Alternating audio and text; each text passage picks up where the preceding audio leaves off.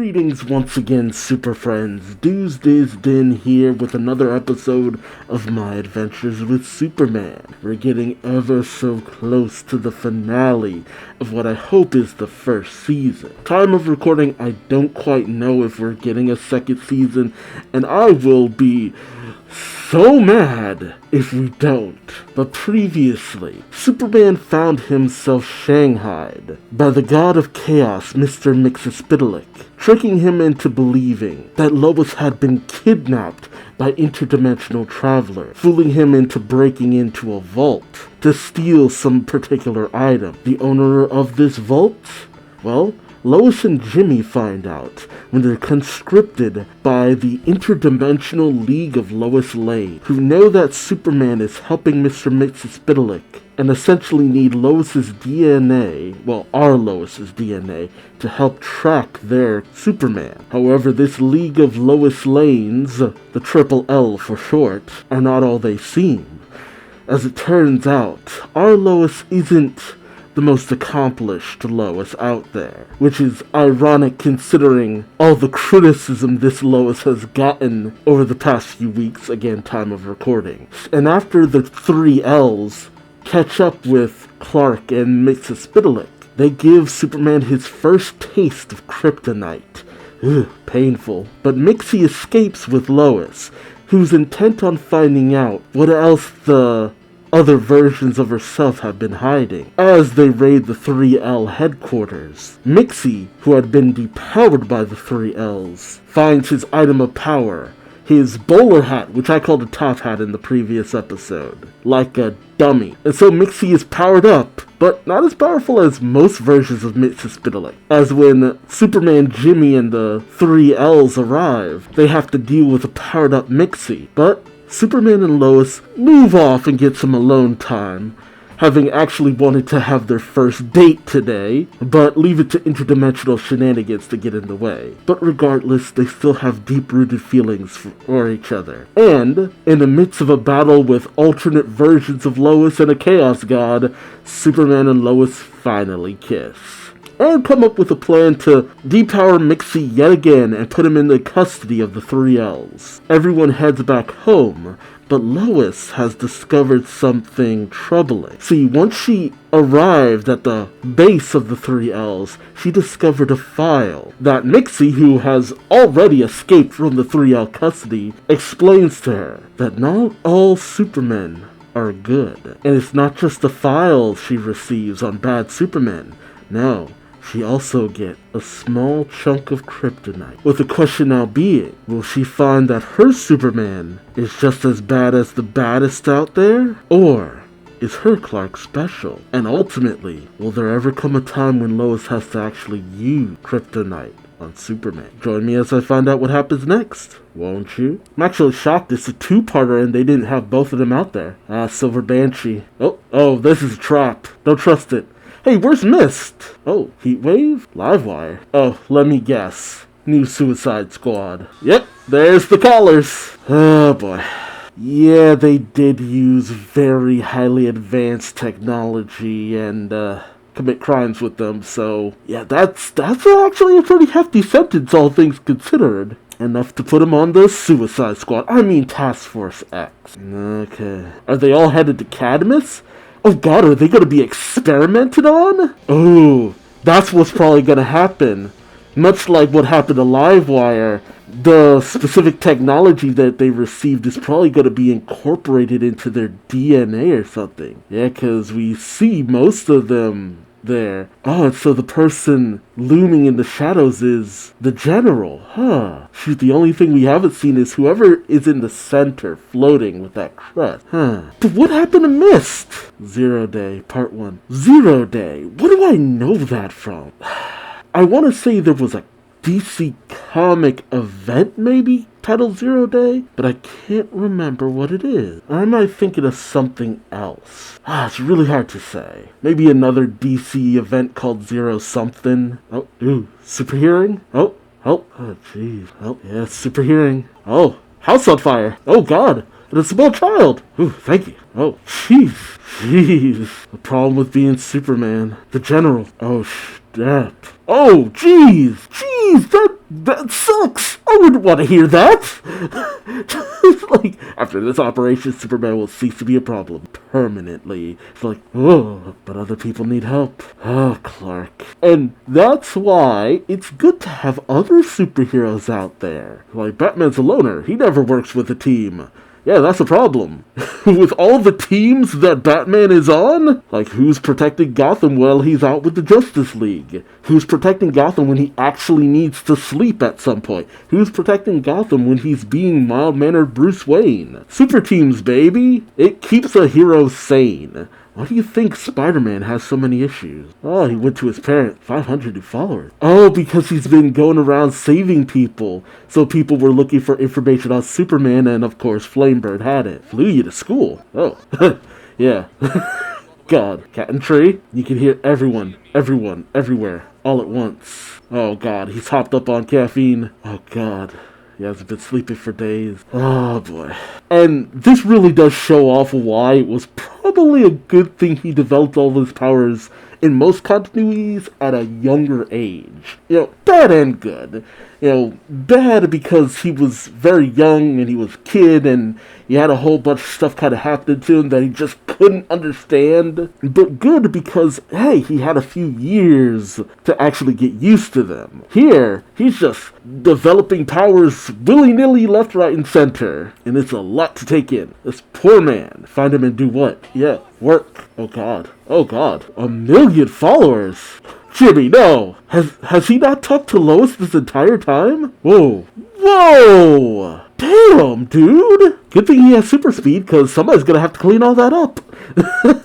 That's beautiful, though. Aww. Happy 1 week anniversary. Saving a train. Talk later. Aww. Life with Superman. Oh, right. Right! The whole, potentially evil Superman. But you know him best, Lois. You know him best. It's the man you love. Oh, yeah. And this version of Superman is called Overman. I had never even heard about this evil version of Superman. It's not him, Lois. Oh, Perry. What's going on? Guest editorial writer. Freak out. Who is it? Vicky Vale. Oh, that's Vicky Vale. Which is also weird because she looks older? How old is Batman? Also, is there a Batman? Queen Industries inherited Sandal.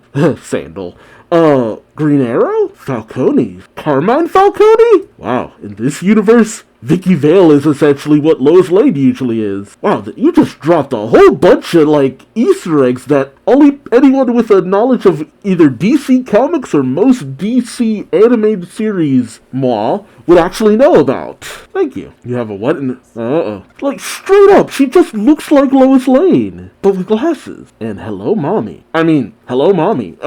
Pear Bear. Knew each other in college, huh? Terry has a fro! Leaving the Gotham Gazette. Why? Does Batman not exist? Ow! This makes me wonder about Batman, man! What's going on in Gotham? Keep her happy. I actually do love that she calls him Chief, because what series was it where she kept calling him Chief? She's done it in a lot of continuities, but still. Crush it. Wait, so Lois and Jimmy are here. What about Clark? Chasing Superman. It's totally Superman. Greatest danger to Metropolis. Yep, there it is.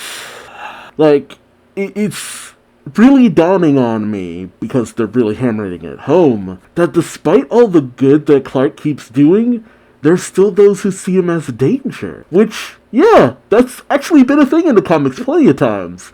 And even the evil Superman angle. And yet we see this Clark doing nothing but good, being a good person, genuinely a good person. But no matter how much he does or how much he tries, there's still those who see him as a menace? Oh my god, he's Spider-Man! Lost him. Whereabouts? Lost. Who did he lose? Oh, yeah. A child? Oh, lost child. Oh, Libby. Oh, there we go. Aww. Invisible Man. Invisible Man? Is it Mist?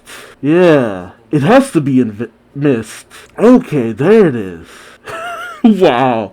No one puts on that big a show of being good unless they're hiding something. She is just Lois Lane, but older. So everyone's Superman isn't to be trusted. Oh boy. Funny enough, that's the one difference here. Like, the idea of, what if Lois wasn't on Superman's side? Because in most situations, usually Lois, Superman, good. They're simpatico, man. And this honestly is the angle I thought we were going with this version of Lois. That maybe she wasn't going to be okay with Superman and stuff. Which lasted all of like 2 episodes. Oh boy. Oh my goodness. Send her on a wild goose chase. Bring her to all the positive stories. Oh boy.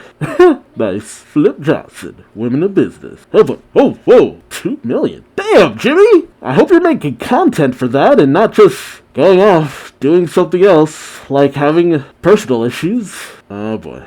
Yeah, he's not gonna be fine. Oh, Flower. Final interview subject. Oh, it's this guy, Alex. Oh boy. Oh, there he is. Overwhelming. Oh. Wow, I am really not liking Vicky Vale here. Like, I get it. I get where the angle here is coming from. But, I mean, this guy, like, Vicky, do you know nothing about what happened here? Oh no, Lois. Oh boy. Oh boy. Oof. Oh man, I kinda hate her. I get where she comes from, but she is the version of Lois that usually Lois turns into. Does whatever it takes for the story, but with this, I don't know. I'm used to Lois usually going after those who usually deserve it, but a version of Lois who's obviously going for the bad articles, the fear-mongering, the hatred. Yeah, that's news, alright. Oh boy. Oof. And it's an invisible person. Is this gonna make Superman look like he's up to no good? Ah, Clark. Oh, jeez. Yeah, and there it is. Ah, really? Just like that, huh? And just like that, all the goodwill is undone. Oh, God. If she publishes that story, oh, God. Oh, Clark, you're not thinking straight. Oh, jeez. About try being normal. He doesn't really got a choice in that matter. What's normal to you is his everyday. This sucks. But they're right though, man. You're burning yourself out. Miss. Come on, man. His invisible tech. Oh boy. Can't let you do that alone. But then it's Superman against the military, man. Is this a setup? Crap. Oh boy. Yep. Of course. Tried to help them, but they're all for a little bit of revenge, considering he ruined their plans. Iva. Oh boy, really? Essentially the Superman Revenge Squad. Oh wait, the episode's not about to end, is it? Oh jeez, yeah. And especially because he's not actually trying to hurt any of them. Jeez. And he's tired too. Jeez. Oh no, Clark, no! Crap. Nonsense City! Oh boy. And she already posted it? Wait. Oh, of course. Jeez. Just a video of him getting his ass kicked. And suddenly him helping everyone doesn't mean anything. Oh, jeez. Like, come on! He's already kind of down! Whoa. So, what happens here? He's fighting back and then it suddenly looks as though he's even more of a danger than before? Oh, jeez. It would be Parasite. Jeez. Okay. Oh, so he was a plant! I friggin' knew it! I'm like, it feels like a setup. They knew he was listening. But how did they know he'd listen? How did they know he could hear? Did they just take a guess? Jeez. Oh boy. Oh, of course. Friggin' two-parter. Jeez. And then the darkness just fades. Gee, and nothing. No happiness, no friendship. Ominous music playing over the city. Man, it was rough seeing him just get beat around like that. I really enjoyed this episode to a certain degree, but man, I'm not used to Vicky Vale being, well, this important to a certain degree. Not saying she's never important, I'm just saying the whole... I mean, I've heard from time to time people say she's essentially the Lois Lane for Gotham, but this took it way too literally. Oh man, but I mean, it's a good way of looking at things to a certain degree because it's very topical. The idea that people kind of feast on the bad takes and the vitriol rather than the good stories of hope, the uplifting ones, or anything else. But I think this might actually be the push Lois needs to finally start being her own person. Break away from idolizing Vicky and be herself, because I feel like that's what Lois probably needs the most of, to find her own voice. I just find myself wondering, will whatever happens next be the story Lois needs in order to outpace Vicky, or will we still continue on with Lois just being the intern? I really do have to wonder. Like, this is as much Clark becoming Superman as it is Lois becoming the Lois Lane. Jimmy, we'll see what happens with Jimmy. But man, that beatdown was kind of rough to watch, though. It honestly makes me think of the DCAU Superman, who, especially in the Justice League episodes, because if you don't know, back in the old Justice League series, they tended to weaken Superman quite a bit, and sometimes they would just have him just getting beat around, because he could take it, because he's super strength and all that. But they didn't want him to overshadow anyone. You know, they nerf him, they'd have him be a punching bag, this, that, and the other. And you could tell that Clark here, he wasn't trying too much to fight back, because he's holding back. He's constantly in that phase of, I don't want to hurt anyone.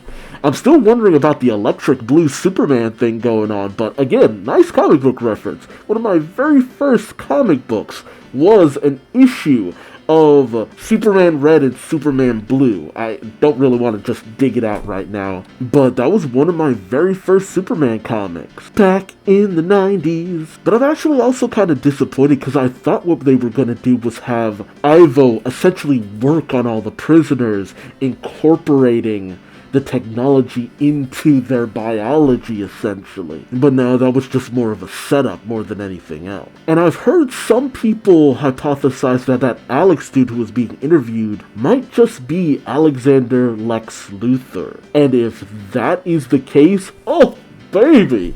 Oh, the setup there! Because at first, when he first showed up, I'm like, I don't know about that. But with that interview and just the hatred he was spewing, oof, yeah, I could see it. And the idea of him just being kind of like an assistant to Ivo, because Lex Luthor, he's self-made in most situations. Some situations, mostly in Smallville, his dad was a businessman himself. But usually in most other iterations of Lex Luthor, his dad was smart at one point, but kind of fell off, or he was never smart to begin with, and it's Lex who builds up LexCorp. So I'm wondering if that'll actually end up being the case. But let me know your thoughts in the comment section below, because I could just keep going on. Can't wait to see the next episode.